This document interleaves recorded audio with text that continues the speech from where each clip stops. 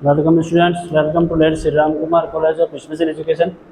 अपन जो बात कर रहे हैं वो कर रहे हैं HIV के बच्चे होते हैं उनके लिए जो कॉमन क्लास होती है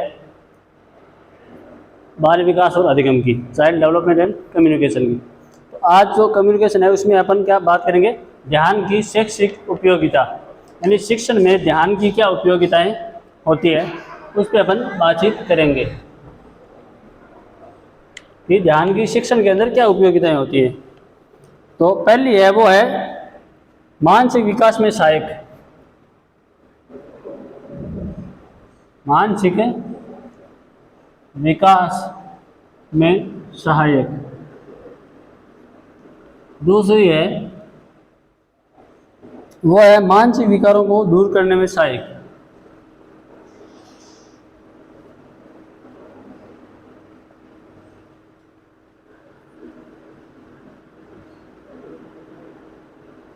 करने में सहायक। नंबर 3 है वो है स्मृति में वृद्धि एवं संवेगात्मक परिपक्वता की प्राप्ति। स्मृति में वृद्धि एवं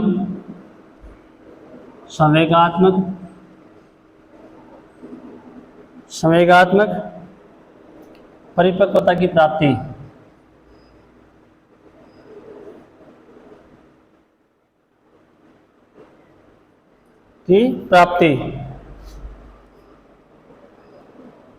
नंबर 4 है वो है प्रेम एवं सहयोग की भावना का विकास।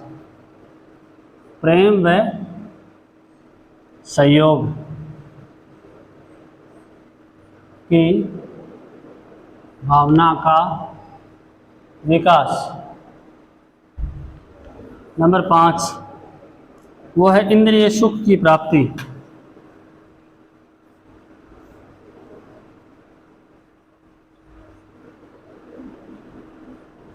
इंद्रिय सुख की प्राप्ति। और नंबर 6 है वो है शैक्षिक कार्य के लिए ऊर्जा की प्राप्ति।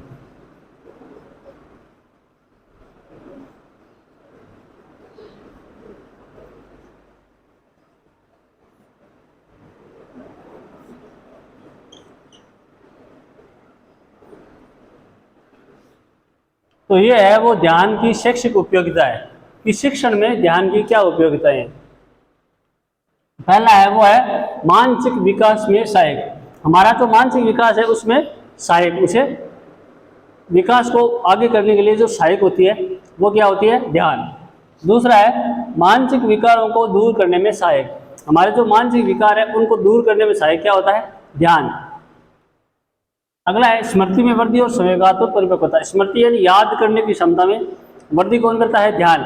और हमारी जो संवेगात्मक शक्ति है उसमें भी वृद्धि कौन करता है, ध्यान। प्रेम व सहयोग की भावना का विकास, यानी एक दूसरे से प्रेम करना, एक दूसरे का सहयोग करने की भावना का विकास भी ध्यान से होता है। अगला है इंद्रिय सुख की प्राप्ति। हमारी जो इंद्रियों से हमें जो सुख मिलता है वो किससे मिलता है, ध्यान के द्वारा। और अगला है शैक्षिक कार्यों में ऊर्जा की प्राप्ति, यानी जो हम शिक्षण के लिए जो कार्य करते हैं, पढ़ाई के लिए जो कार्य करते हैं उनमें ऊर्जा, हमें शक्ति है वो कहाँ से प्राप्त होती है, ध्यान से। शैक्षिक कार्यों में ध्यान की उपयोगिता है वो ये है, ठीक है। स्क्रीनशॉट ले लीजिए इनका।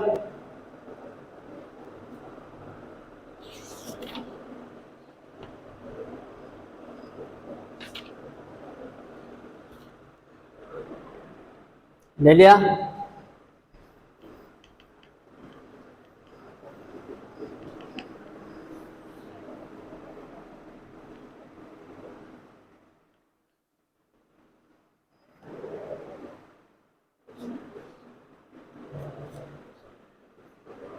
अब अगला है वो है प्रत्यक्षीकरण।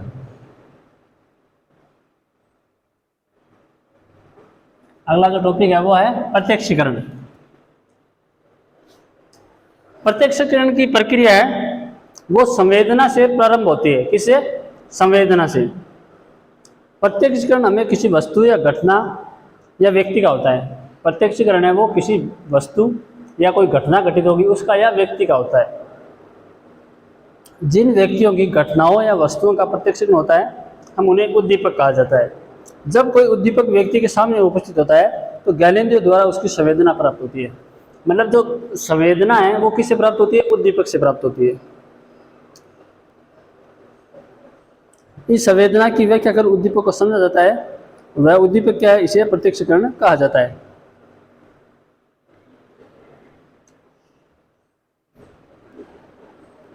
जब कोई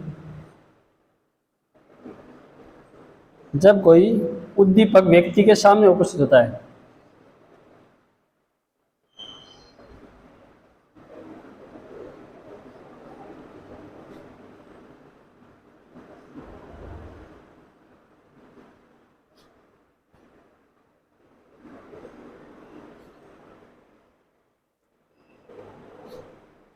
तो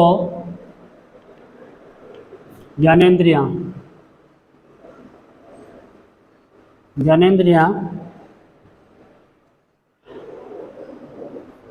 द्वारा उसको संवेदना प्राप्त होती है।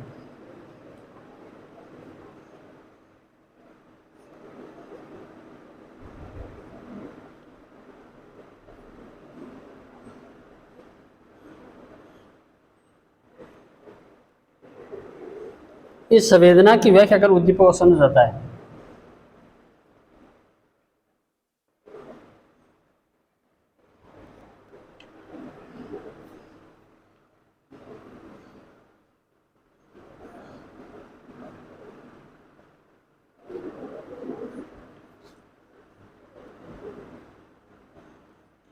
समझा जाता है।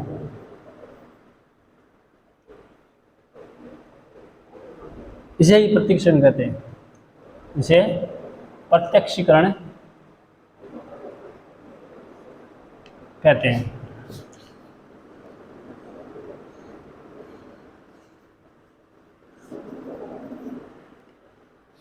जब कोई उद्दीपक व्यक्ति के सामने उपस्थित होता है, यानी कोई उद्दीपक है वो व्यक्ति के सामने उपस्थित होता है, तो हम क्या करते हैं कि हमारे जो ज्ञानेंद्रिय हैं उसके द्वारा हम उससे संवेदना प्राप्त करते हैं। किसे?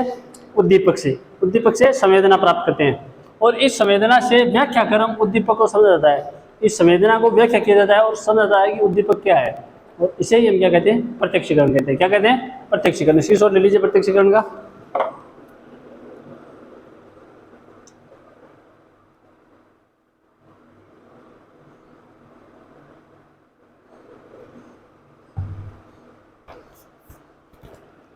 ले लिया?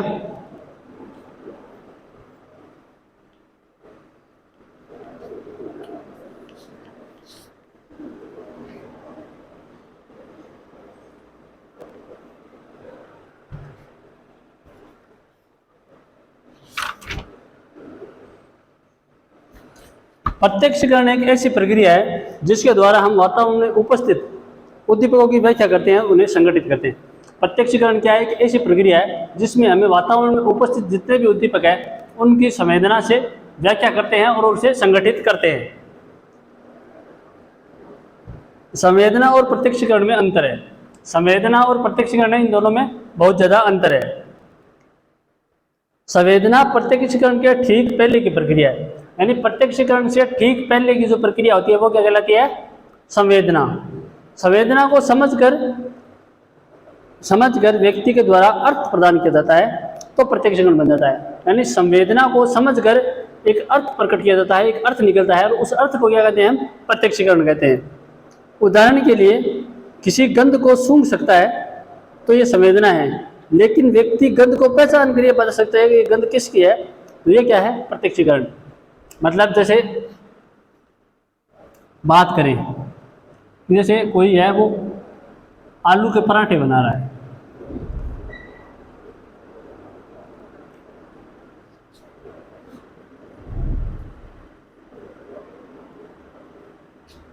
कोई आलू के पराठे बना रहा है, ठीक है। अब इसकी एक सुगंध आ रही है,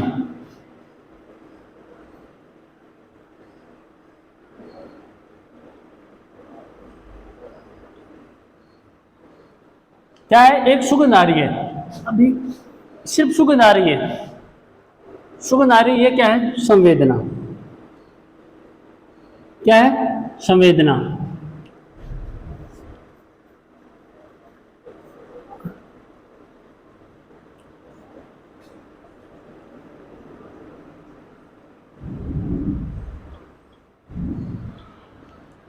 ये है प्रत्यक्षीकरण।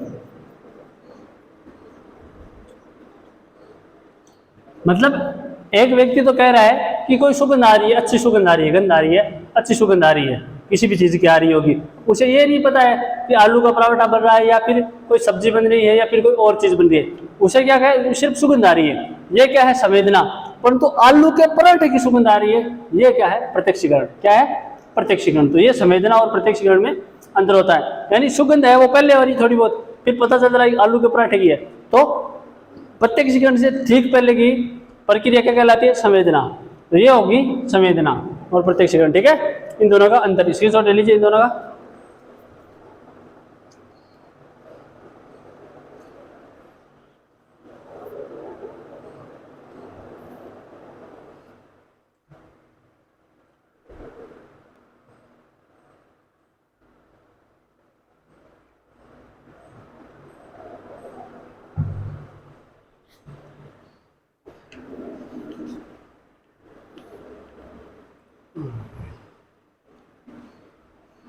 ले लिया। अब है वो है प्रत्यक्षणात्मक संगठन के सिद्धांत।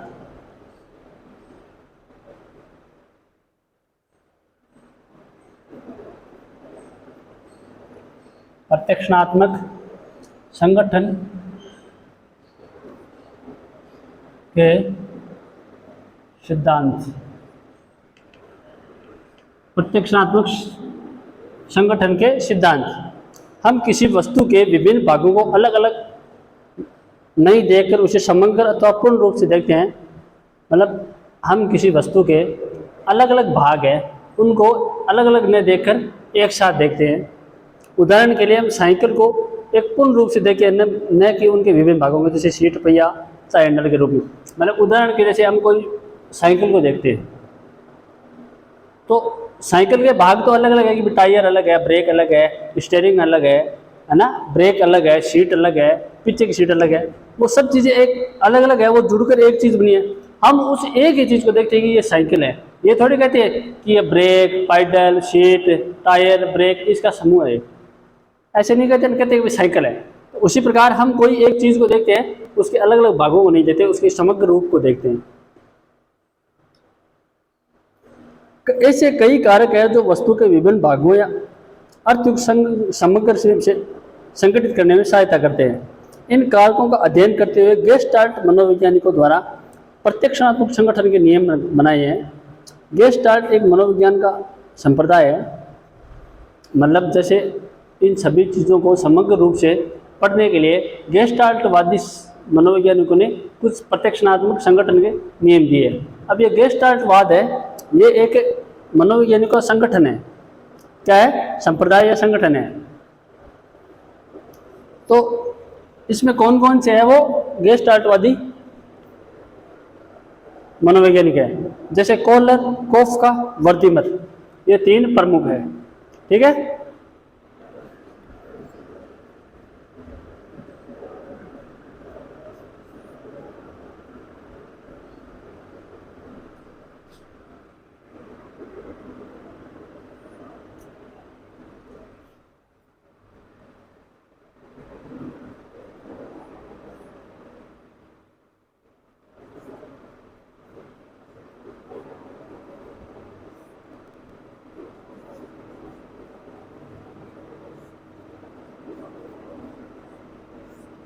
ये गेस्टाल्टवादी मनोवैज्ञानिक है।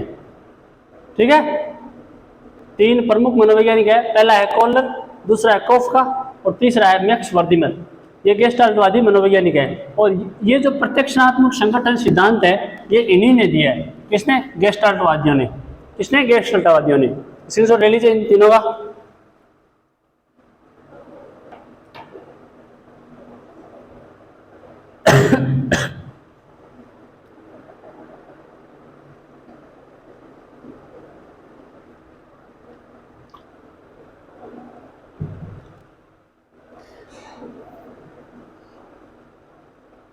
तो ये है वो गेस्टाल्टवादियों के प्रमुख संगठन हैं। तो इन गेस्टाल्टवादियों ने इस प्रत्यक्षणात्मक संगठन सिद्धांत दिए थे। और इन सिद्धांतों में पहला सिद्धांत है वो है निकटता का सिद्धांत।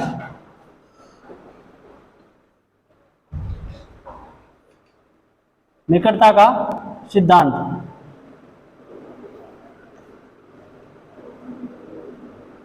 निकटता का सिद्धांत, जो वस्तुएं किसी स्थान अथवा समय में एक दूसरे के निकट होती है तथा वे एक दूसरे को संबंधित अथवा समूह के रूप में दिखती है।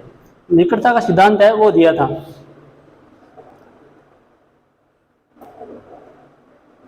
क्या दिया था? निकटता का सिद्धांत। और निकटता के सिद्धांत में क्या किया था कि जो वस्तुएं हैं वो एक समय में एक दूसरे के निकट होती है तो उन दोनों में एक साथ संबंध हो जाता है। एक साथ संबंध होता है, वो एक समूह के रूप में दिखाई देती है। जैसे हमने साइकिल वाला देखा था ना, तो एक समूह के रूप में दिखाई देती है। तो ये हो गया निकटता का सिद्धांत। दूसरा है वो है समानता का सिद्धांत।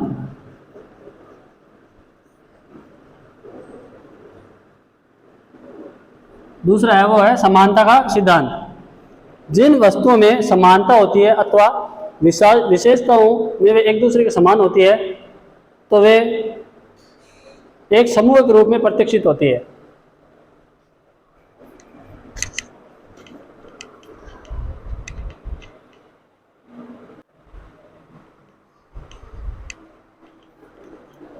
क्या होता है कि जैसे समानता है उसके नियम में क्या होती है कि जैसे एक ही चीज़ है, एक चीज़ है और एक दूसरी चीज़ है, उन दोनों में समानता होती है, वो एक दूसरे के समान दिखाई देती हैं तो वे एक समूह के रूप में प्रत्यक्षित होती है। मतलब जैसे कोई चीज़ है वो है तो अलग अलग परंतु इनमें समानता दिखाई देती है। जैसे मतलब ये बुक है और ये भी बुक है दोनों अलग अलग। भाई ये है वो ऑडियोलॉजी की बुक है और ये बाल विकास और अधिगम की है। दिख सेम रही, चीज़ें अलग अलग है, दोनों में मैटर अलग रहा है परंतु दिख समान रही है। तो हम इसे एक साथ रखने की कोशिश करते हैं कि भाई सभी बुक्स के साथ ये बुक्स भी साथ में है। तो जो चीज़ें एक समान दिखाई देती है या एक समान गुण रखती है तो हम उसे समूह में प्रत्यक्षित करते हैं, यानी एक समूह में देखते हैं कि भाई ये किताब है। ठीक है। अगला है वो है निरंतरता का सिद्धांत।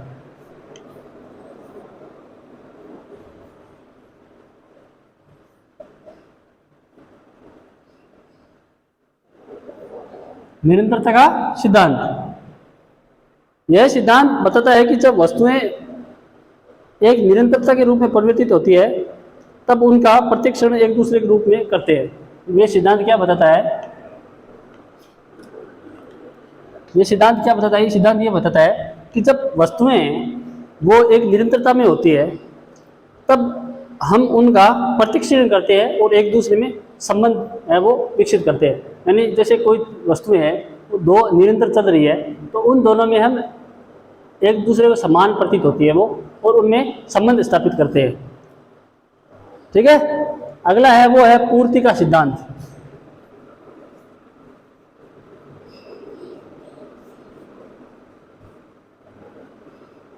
पूर्ति का सिद्धांत, पूर्ति के सिद्धांत में क्या है कि उद्दीपन में लुप्त अंश होता है उसे हम पढ़ लेते हैं। उद्दीपन में कोई लुप्त अंश होता है, यानी लुप्त यानी मतलब जैसे लुप्त हुआ, विलुप्त हुआ, गायब हुआ कोई अंश होता है, कोई भाग होता है तो हम उसे भर लेते हैं और वस्तुओं का प्रत्यक्षीकरण करके अलग अलग भागों में के रूप में नहीं बल्कि समग्र आकृति के रूप में करते हैं। उदाहरण के लिए एक चित्र में रिक्त स्थान को पूर्ण करने के लिए प्रवृत्ति को हम क्रम से वृत्त के रूप में देखते हैं। मतलब जैसे कोई चीज़ है हम उसे देखते हैं, उसमें कोई अंश या भाग है वो विलुप्त है, हम उसे क्या करते हैं? पूर्ण करते हैं और बाद में उसे एक समग्र रूप में देखते हैं। जैसे मतलब जैसे बात मान लो, जैसे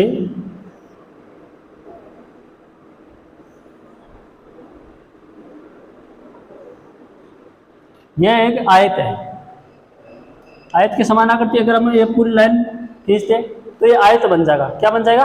आयत बन जाएगा। परंतु अब क्या है कि इसमें एक अंश है, एक भाग है वो विलुप्त है, लुप्त है ना भाई, यहाँ से वो लुप्त है, गायब हुआ है, हम उसे भरने की कोशिश करते हैं और हम इसे भर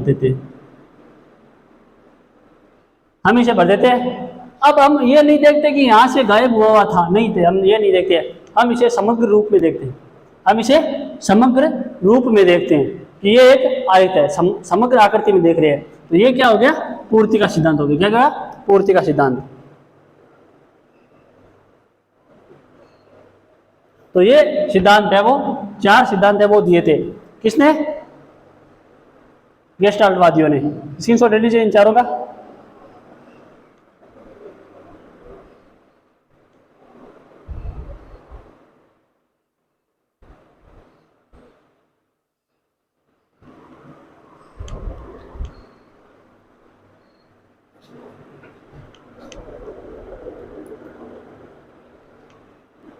ले लिया।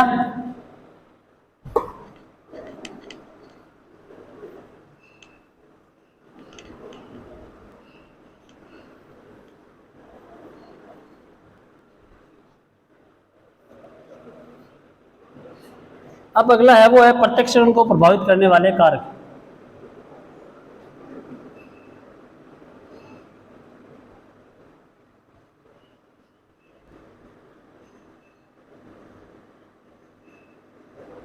प्रत्यक्षीकरण को प्रभावित करने वाले कारक। प्रत्यक्षण ज्ञानात्मक मानसिक प्रक्रिया है जिस पर अनेक कारकों का प्रभाव पड़ता है, जिन्हें हम 4 भागों में विभाजित करते हैं। 4 भागों में विभाजित करते हैं। पहला है वो है व्यक्तिगत कारक।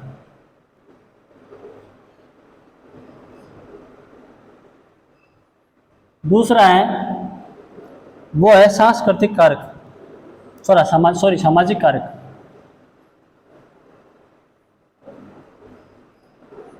तीसरा है सांस्कृतिक कारक।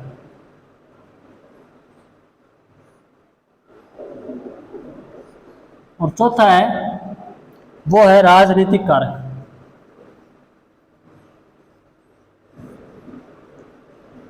राजनीतिक कारक। तो प्रत्यक्षीकरण को 4 कारक है वो प्रभावित करते हैं। पहले है व्यक्तिगत कारक, सामाजिक कारक, सांस्कृतिक कारक और राजनीतिक कारक। स्क्रीनशॉट ले लीजिए इन चारों का।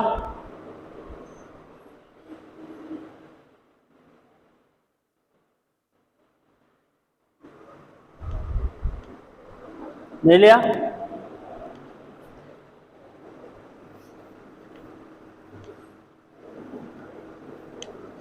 अब अपन बात करते हैं व्यक्तिगत कारकों पर।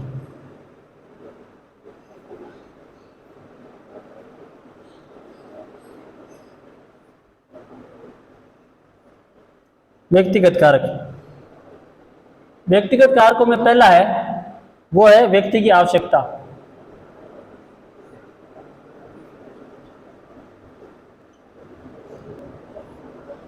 दूसरा है वो है व्यक्तिगत मूल्य।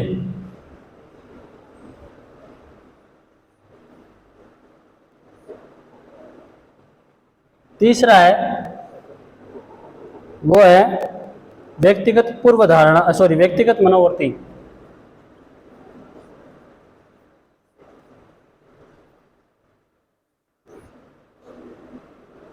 चौथा है वो है व्यक्तिगत पूर्व धारणा।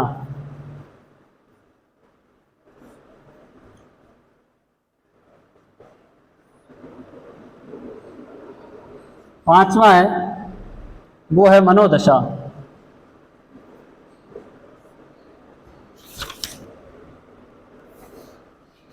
ये है वो व्यक्तिगत कारक है।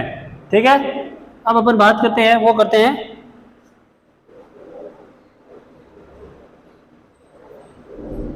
सामाजिक कारक।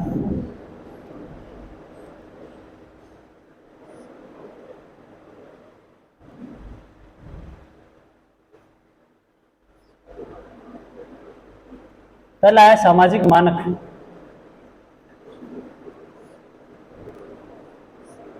दूसरा है सामाजिक प्रथाएं।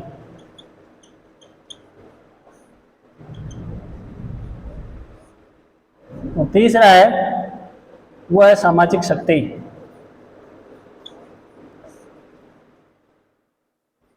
ये है सामाजिक कारक। ठीक है,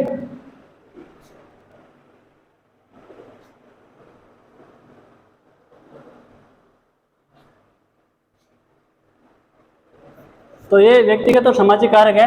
इन दोनों का स्क्रीनशॉट ले लीजिए।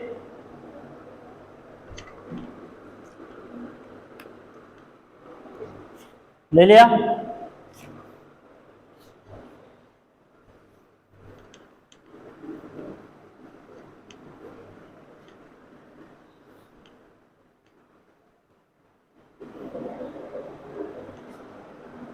अब आगे है वो है सांस्कृतिक कारक और राजनीतिक कारक। इन कारकों में कोई उपभाग नहीं है, बस यही है कि सामाजिक कारक होते हैं, सांस्कृतिक कारक होते हैं।